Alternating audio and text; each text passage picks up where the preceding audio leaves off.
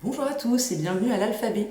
Je suis Elisa, alphathécaire, et donc aujourd'hui je vous propose un Al raconte en numérique, donc avec Alfie, ici présent.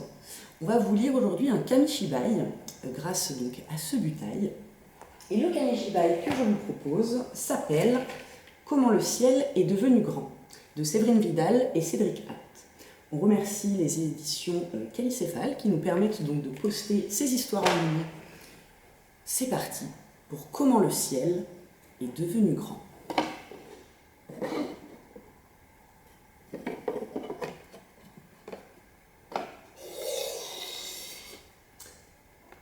À cette époque, le ciel était trop bas.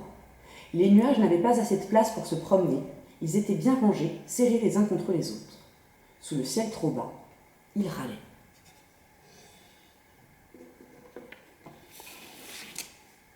Les arbres ne pouvaient pas grandir librement. Quand leurs branches se cognaient au plafond du ciel, elles continuaient alors à pousser dans l'autre sens. Sous le ciel trop bas, ils pleuraient. Les oiseaux ne pouvaient pas voler tranquillement. Ils virevoltaient entre les nuages et les branches des arbres, en essayant de les éviter. Sous le ciel trop bas, ils se plaignaient. Les hommes et les femmes ne pouvaient pas se tenir debout.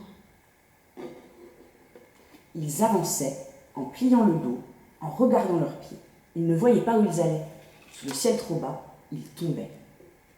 Les enfants étaient les seuls à ne pas râler, à ne pas pleurer, à ne pas se plaindre. Ils marchaient bien debout, la tête haute. Ils pouvaient regarder où ils allaient sans se cogner. Mais ils savaient qu'en grandissant, ils auraient les mêmes soucis que leurs parents. Ils devraient alors se plier en deux pour se promener.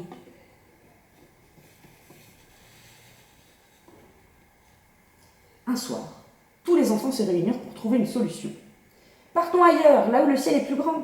Le ciel est trop petit partout, cet ailleurs n'existe pas. Au contraire, creusons des galeries et vivons sous terre. Non, c'est trop sombre, il faut trouver une idée plus lumineuse. » À ce moment-là, un des enfants arriva devant les autres, traînant derrière lui de très grands poteaux de bois. « Voilà mon idée, nous allons relever le ciel. » Les adultes qui assistaient à la réunion se mirent à rire, et rire, ce qui ne leur était pas arrivé depuis longtemps. Les enfants firent comme s'ils n'entendaient pas les rires. Par petits groupes, ils levèrent les immenses poteaux vers le ciel et s'encouragèrent en chantant. « Vas-y, ciel trop bas, relève-toi! Vas-y, ciel si petit, grandis !» Ils poussèrent encore, usant de toute leur force. Hélas, le ciel ne bougea pas d'un cil. Il restait petit, bas et tout gris. Les nuages, les oiseaux, les arbres se désespéraient. Les adultes se moquaient, les enfants poussaient les poteaux vers le haut. Mais rien n'y fit. Le lendemain, les enfants revinrent avec des poteaux plus longs, plus solides. Ils chantaient, ils riaient, oubliant les adultes qui essayaient de les décourager. Ils recommencèrent à pousser encore, pousser toujours de toute leur force d'enfant. Rien n'y fit. Hélas, le ciel ne bougea pas d'un cheveu.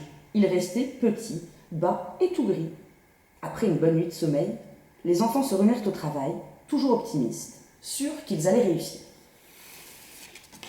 Mais encore une fois, rien n'y changea. Les parents ne riaient plus du tout. Ils s'étaient mis, eux aussi, à y croire un peu, à espérer.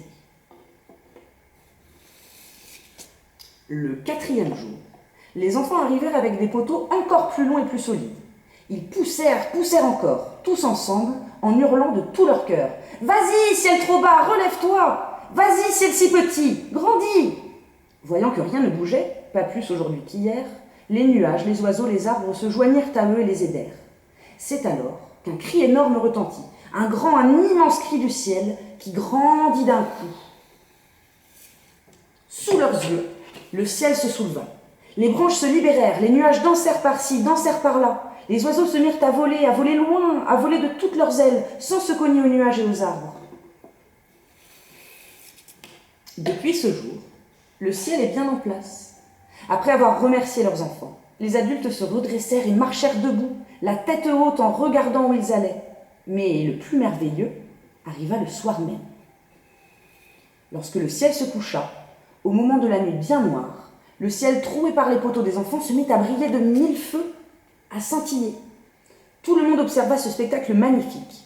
On aurait dit que le ciel leur disait merci. Et dans chaque trou, il y avait une étoile. Fin.